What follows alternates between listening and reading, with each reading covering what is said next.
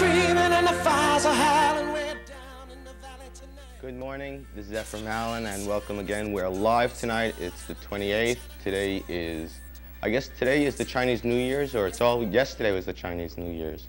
And for all our Chinese friends out there, Happy New Year. And for all of you out there who are like me, who will celebrate anything, Happy New Year to you too. In the news this week, we lost Nelson Rockefeller. Strange reactions. All I'm going to say is happy. I'm going to contest the will. We've got a very unusual show tonight in the way that it's going to be more informative in the beginning, and then we'll play around a little bit later on in the show. We're going to be talking about emergency room care in hospitals, and my guest this evening is Dr. Howard Bezoza. Howard, thank you for coming by. Howard is one of those guys who spent all his life going to school, working hard to become a doctor, and hasn't learned how to party yet. So we're going to be, in the second half hour, we're going to maybe even get Howard a couple of dates, and myself, and we're going to go out partying. This is the only doctor that I've ever met, that I've ever hung out with, who really knows how to party. But we'll get into that later. Howard, I'm not going to call you Howard. Okay. Okay, everybody who knows you really calls you Bo. Yeah, I've been going by that for a long, long time. I'm sure when you were growing up, your family told you were going to be a doctor, or something of that nature. When did you really decide that you were going to become a doctor? I probably had it a little different than most guys. Without a doubt, a lot of people who come from my background, there must have been a lot of parental kind of pressures to perform and become a professional, you know, doctor, lawyer, engineer, something like that. Even after I got accepted to medical school, there still was some interim period of time that I thought about, you know, not doing it, because there is when you decide to do it, it's a lot of work. It's a lot of time. Right now that it's all over, do you really feel it was worth it? Yeah. I enjoy what I do. It's a very, very interesting day. My days are incredible down in the emergency room. You know, there are so many ways of making a lot of money in medicine. What made you really want to go into emergency room care? It's a new specialty now, emergency room care medicine. Why did you want to become an emergency room doctor? Well, if I wanted to make, see how straight I can be. Yeah. If I wanted to make money, I probably would have done something else, because emergency medicine is not one of the more lucrative fields per se. I mean, to be a nice neurosurgeon probably would make a lot more money, but it's also a lot more time, different kind of training techniques and stuff like that. You know, emergency medicine is so new. It was very, the thought of getting into something on the ground floor. You know, medicine goes back I could see you either as a years. commando or something like that. I see you want to be in the middle of the action. Mm-hmm. You're a moving kind of a guy. That was definitely one of the things that came up for me, you know, that but don't you know to be in that the action, you know, there's a lot of things in medicine that are just, you got to lay back and you got to watch and you got to wait, you know, because things are not always black and white. They're mostly gray. And you have, you know, most doctors who are working are trying to come up with a diagnosis, because diagnoses don't just come like that. You know, it takes a lot of time. Well, I didn't want to do that. I didn't want to do that part of medicine. I really wanted to get that reinforcement right away. But most people walking into an emergency room really hate the people in an emergency room. You're in a situation where most people like doctors, like to be associated with doctors, yet in an emergency room situation, you know, you're not really given that respect, and you're not giving that same, you don't carry that same mystique, because people are in a rush, hassled situation. Yeah. Well, there's a lot about what we're talking about right now. You know, one of the things is in 1979, people feel a lot differently towards physicians and medicine and doctors and hospitals. You know, so much differently. You know, back in 1920s, 1930s. The people came and the doctor was a god. You know, but. You know, that's still there without a doubt, but people are a lot different. People are demanding a lot from everything, you know, consumer rights, and people come now, they say, I want to know exactly what's wrong with me. I want to know what's going on. And sometimes lots of times you can't give them that answer. So, well, what you're saying really is you have to deal with the people's heads as well as their bodies, in terms of calming them down and relaxing them as well. You have to do a little psychotherapy in there at the same time. Well, as an emergency room physician, one of the things that one of the greatest challenges you're presented with is establishing a rapport with a person, you know, in 3 or 4 or 5 minutes. I mean, if you've been treating someone for 20 years, they're your friends. You know them. You can call them anytime. There's that certain rapport. How you about build language up. barriers? Oh, that's very, very difficult, especially in the city. Right? Do you have to take any specific languages, or do you speak any other languages? Well, I have a working knowledge of French, but in New York City, in New York City, it doesn't help you too much. You know, I have some Spanish, you know, some medical terms and stuff like that, which, you know, I can get some basic, you know, data, but I really should have some more Spanish without that. And Russian. There's a lot of Russians. A lot of Russian. We're going. I want to get into more of this. I want to tell the folks at home we are live tonight, and we will be taking phone calls from you at 473-5386 and 475-1550. Dealing with emergency rooms, most people that I've spoken to about them, when they've had to go to emergency rooms, have never come back with a positive attitude. Why is it so bad for people walking into an emergency room? Well, let's take the city. Because I'll come from my experiences working in a city hospital's emergency room. There is a small amount of people, a small number of doctors, a small number of nurses who are trying to take care of a very, very large amount of people.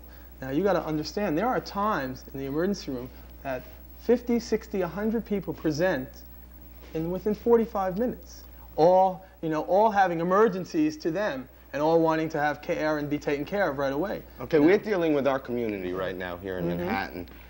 What would you say to people who are in need right now of medical treatment? What kind of treatment should they go to the emergency room for, rather than instead of waiting the following day to go to a physician? What kind of things need immediate care? Okay, I guess you can cut things down into. Boy, am I being very heavy tonight. I know, really. You can class it down into a couple of categories. One category, of course, is very severe accidents. The things you would definitely think of: a cardiac arrest, an automobile accident, a shooting, a stabbing. I mean, I would think those people should go to the emergency room.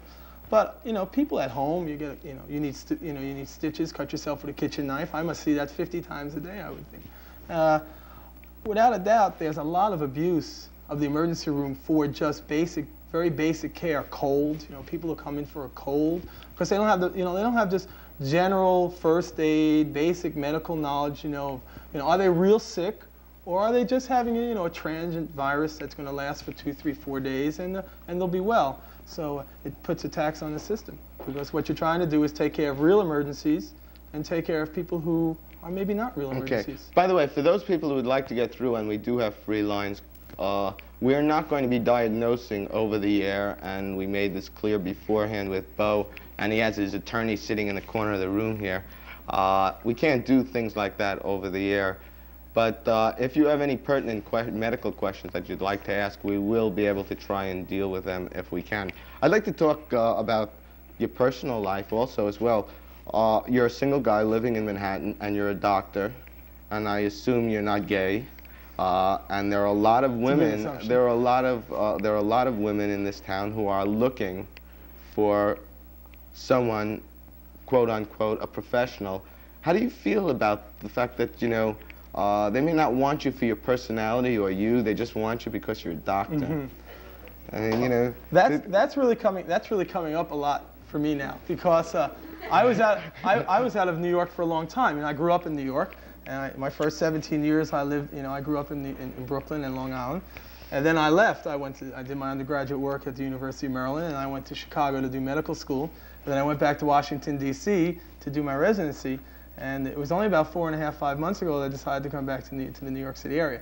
I got everything done. It took 4.5 months to 5 months. I want you to know, folks, I've been to 2 parties that this guy has thrown. And if I was to rate the women at parties that I've gone, really, I'm always studying, and I'm always working. Don't tell you I play it all. There were more beautiful, attractive, bright women at the parties that I was at with that was thrown by this gentleman and his friends. In 4.5 months, you found all those women? Well, you just brought it up. You know, you just brought it up. You know, what happens is you come to New York and you're never, you know, in Chicago, I was doing what I was doing, basically medicine. And when I was in DC for almost 3 years, I was a physician already. It doesn't come up like that, but this professionalism in New York City, it's really, and I would assume ridiculous. All these women are clean, you know. Oh, they're not. You know, most of them aren't coming for medical. You know, most are not coming for medical treatment. A lot of them have simple questions, but. Yeah, a lot of you. I'm sure you have a lot of problems with. You've got friends and people our age coming over and you say, "Hey, Bo, can you do me a favor and write me a script and things like that?" How do you deal with things like that? That's very hard. You know, I'm definitely right in the midst of the generation. You know, I went to school in the late 1960s and early 70s, and you know, I'm smack dab, and I know everything about everything, if you know what I mean. What do you mean?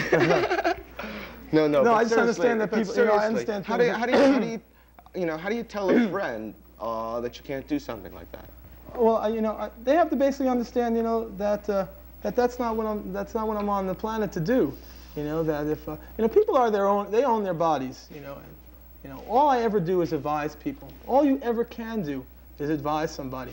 They are going to do whatever they're going to do. That's the way people live, and that's the way people walk around the planet. If they want to go do something, they can go do it. I'm not going to be the one that gets them to do it. Okay? I want to go to the phones and take a lot more questions in the next half hour or so.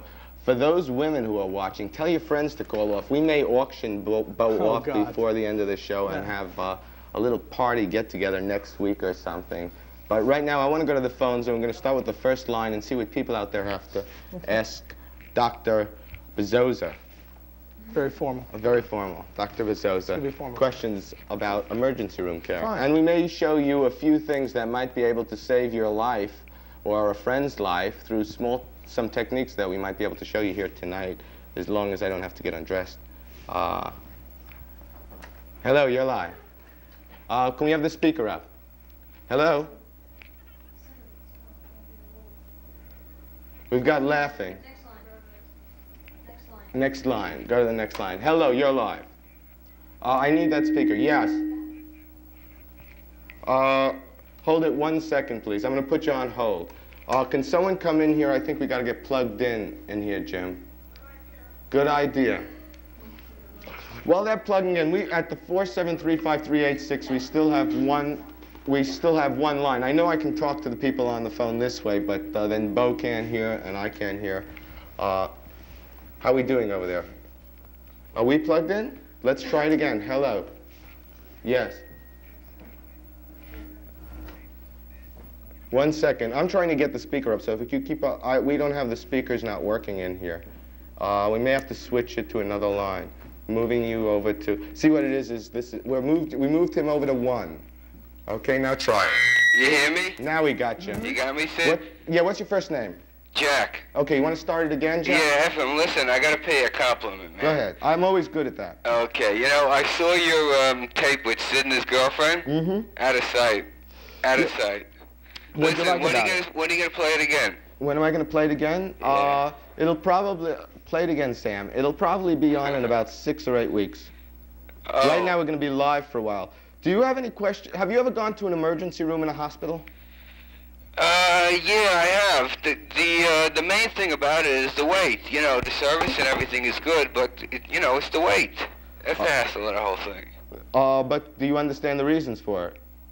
Yeah, it's free, I guess. No, do you understand the reason why you wait? Why a wait? Why there was a wait for you?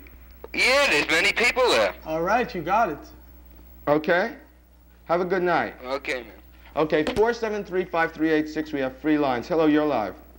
If I ever saw a doctor that ugly You never did? in an emergency room, I'd probably die of a heart attack. That's beautiful. What's your first name, beautiful? Adonis. Huh? Adonis. Adonis. What do you do for a living, Adonis? I'm an investment banker. Huh? Investment banker. You're an investment banker. You really sound like a highly skilled professional. You know that? Thank you. Have a good night.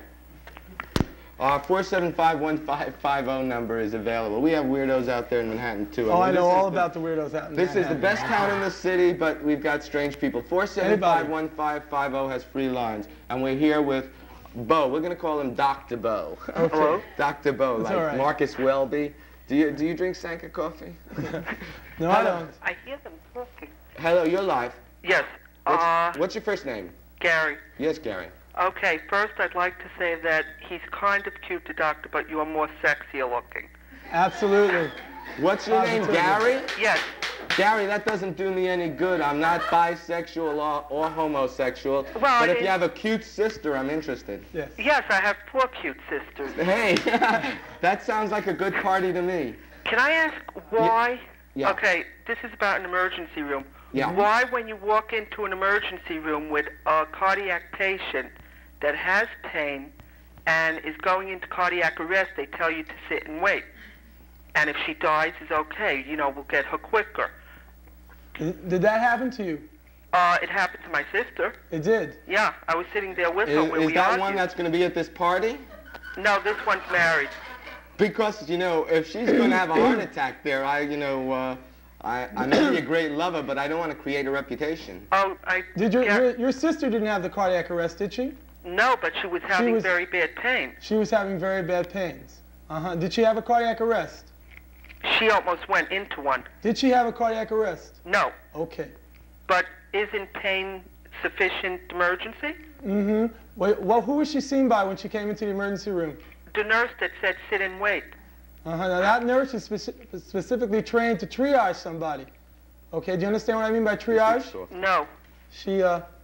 She's been trained to, you know, ask a few simple questions and get a little early data to ascertain if this is a real emergency or not. I know that you perceived it as a real emergency, okay? I got that. Okay, but so did the doctor when he saw my sister. Oh, he did? Okay. Yeah, because she's a rheumatic fever patient and was running like 103.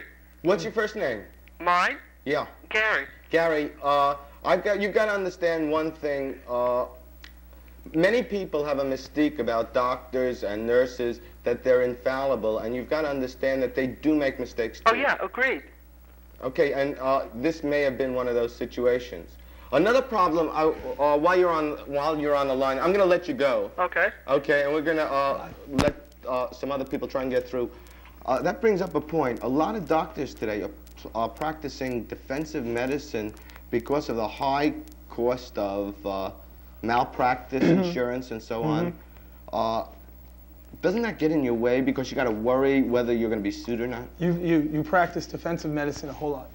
There's no doubt about it. The way things have become in 1979, you order a lot of extra things at times because you always, you know, the people want everything done, and if you feel you miss something, you know, the way it's become with courts and lawyers and everything like that, you just have to do it. It's just become that way. It's the way it is. It's a shame. Hello, you're live. Hello? Hello? Yes, what's your first name? Stuart. Yes, Stuart. I just wanted to say this is the first time I'm watching your show. I find the... Why? Why? Yeah. A friend of mine told me about it. Okay, well, tell a couple other friends about it. I certainly will. Okay, go ahead. As long as you continue to deal with subject matters like this, which I think are very important, I will do that. Okay, that's fair. I find the subject very interesting. Okay, do you have a question? Yeah, I do. Yeah. The question is more directed at you than it is at Dr. Pizzoza. Okay. I think it's a very important thing that you have here, this tool of television to use as a... Two-way communication. Yes. And I've always, my whole life, I've always been very skeptical about medicine. Yeah, so have I. And I do not like hospitals. I do not like the smell of a hospital. If I can avoid going to a hospital, I will not go to a hospital. I don't think much of many doctors, although if I get to know a doctor on a personal basis and see them work as an individual working at their job and see that they know their craft well, I do have a great respect for them. I see. Well, the basis of my... I haven't seen him work yet, so I don't have respect for him as a doctor yet. Well, in the setup, in the introduction that you've done already on Dr. Pizzoza, I think I can ascertain that he seems to be a very bright and I intelligent can person. say that much. I've spent some time with him, and I find him to be a very bright individual. I think that the audience at large is watching this program. After they see it and after they watch it, they'll have a better understanding of doctors and medical care in the city. Well, do you have a specific question that you'd like to ask? Yeah. Why don't we ask Dr. Bezosa what it is that the individual who comes into an emergency room can do to make it easier for the doctor. For instance, if I bring in a friend who's been hit by a car or has a serious accident, what's the best way to handle the situation once I get to the hospital? One thing doctors always want to know about is, any underlying kind of diseases. Okay, does the patient have diabetes or heart disease? Are they on any kind of medication? Do they have any allergies? Very important that we know that information, because someone comes in and they have an allergy and we don't know about it.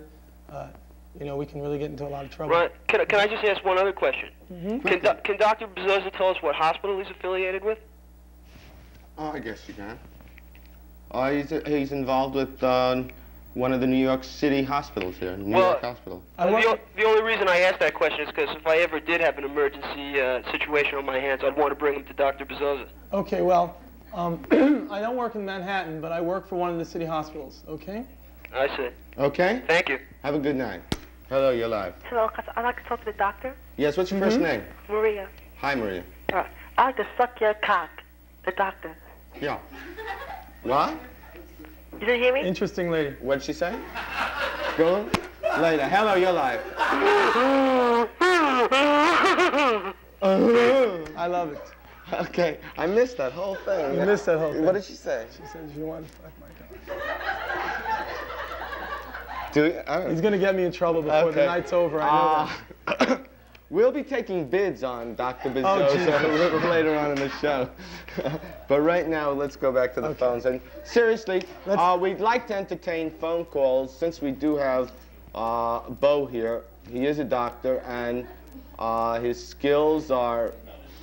Come on, gang back there. We're dealing with subject matter that you might be able to get some good information while we have him here. So let's try and keep the thing on a good level. Bad experiences. I think we should deal with bad experiences. Yeah, if you've had bad experiences in an emergency room or good experiences, we'd like to hear about it too. But mainly, I'd like to hear some questions that I haven't asked yet. Hello. Yes, you're live. Hi, I'd like to ask the doctor what he knows What's your first name? My first name is Joel. Yes, Joel. I'd like to ask the doctor what he knows about the drug methaqualone and whether it can, when taken in moderation, it can...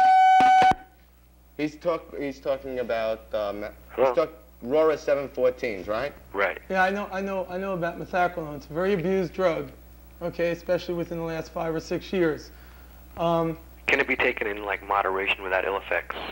You're talking about a very powerful hypnotic, and I don't think any kind of powerful hypnotic should be taken in any kind of I don't know what's moderation. One a day. One a day of a very powerful hypnotic is moderation. No, I don't agree with that. Okay. Okay. Have a good night. Hello, you're live. Hello? You got to turn down your television set a little bit. Oh, okay. Turn on the television.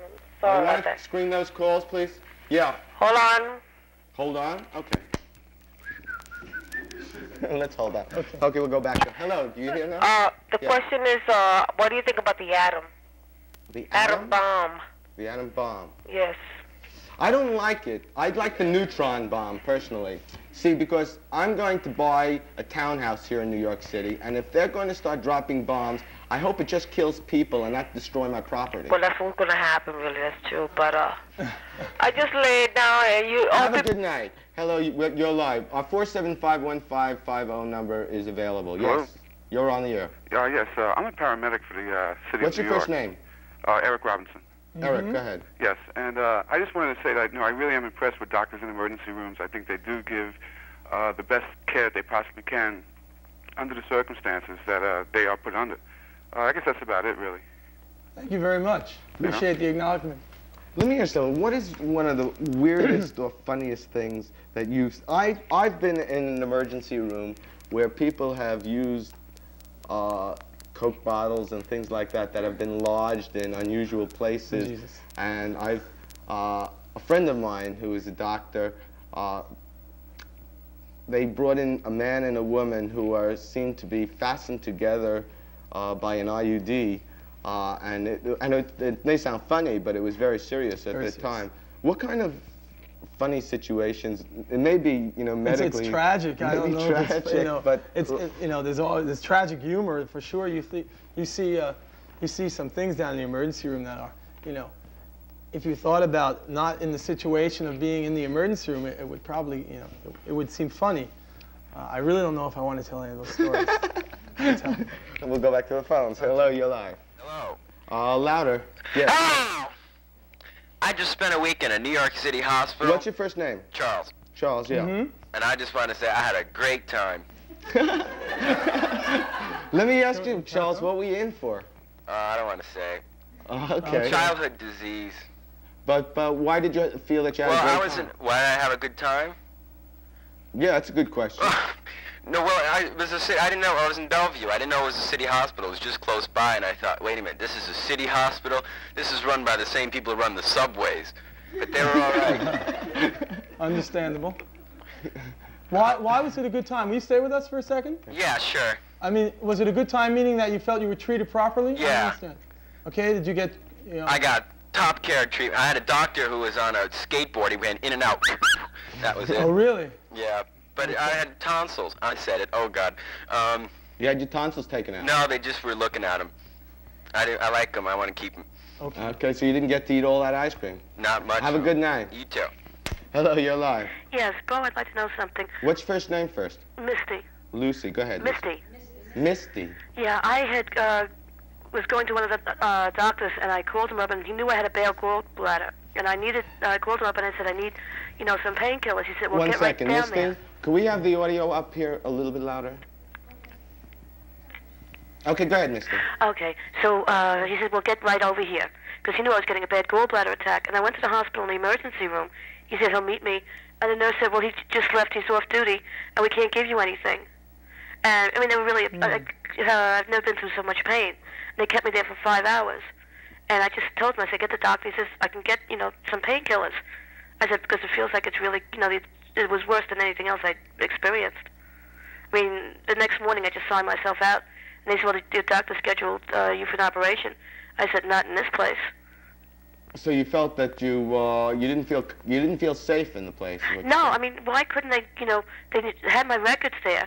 And the doctor says, you know, okay, it's okay for painkillers, I'll meet you there. He just signed off, you know, off duty, and I couldn't get any painkillers. And I'm sure you know about gallbladder, you know, the pain that can really cause. Okay, I want to get something to see if you do you think that as soon as you got to the emergency room that your records would be down there? Well, my doctor knows about it, so he said everything would be okay. Okay, I mean, he was afraid of peritonitis setting in. He was not there. Did you think that your records would be down in the emergency room? Yes, if he knew I was coming over. Okay. Now, I think that's a fallacy. Is this a big city hospital you were in? New York Metropolitan. Okay. That's a fallacy that a lot of people have when they come to the emergency room. I have that, you know, everybody, I'll ask them questions, and they'll say, well, you have my records. And I don't have your records right away. It takes time for me to get your records. You know, the hospital sees thousands and thousands of people, and there are thousands and thousands of records, and it's a lot of paperwork. Yeah, but he had said that, you know, he was going to be there. He had signed out right before I got there. Okay, no, what I'm trying to get to you is I can't make any kind of explanation for his presence or non-presence, okay? All right, but if somebody's in bad pain, I mean, let's face it, when a gallbladder's bad, and you're going through one of those pains, I mean, would you give somebody a painkiller? I mean, sure, she got mad. I threw a glass at the nurse. If I had a diagnosis, if I felt like I had a diagnosis and I knew what I wanted to do, I would never withhold pain meds, okay? But what I'm trying to talk to you about is he left. We're not, whatever he did, okay? Okay. I'm not going to make any kind of explanation for that, all right? I want you to understand that your records would not be down in the emergency room, and people down in the emergency room wouldn't know about you until they could get your records, which might take some time. Do you understand what I'm talking about? Yeah, now they gave me some x-ray, right? And it also showed that the gallbladder was really bad. Okay. And even after that, they would not give me painkillers. They just kept trying to shove tubes down me, and my mouth told me forget it. I just grabbed the bottle and I hit the nurse. And I just told her to keep away from me. I'm petrified of people sticking tubes down me and not giving me painkillers and then chaining me to a bed. Were they absolutely sure that it was your gallbladder, or were they still trying to make a diagnosis? No, they were sure. Are you positive about that? Yeah, the doctor was telling me. He says, you know, they had me scheduled for the operation the next day. Do you understand why they wanted to put the tube down your nose? So I wouldn't throw up? Okay, because you were going to go to an operation, right? Oh, not there, I wouldn't. I just want the painkillers. But that's what they thought you needed. Yeah. Okay, well, they were only doing the most appropriate thing. I want you to know that.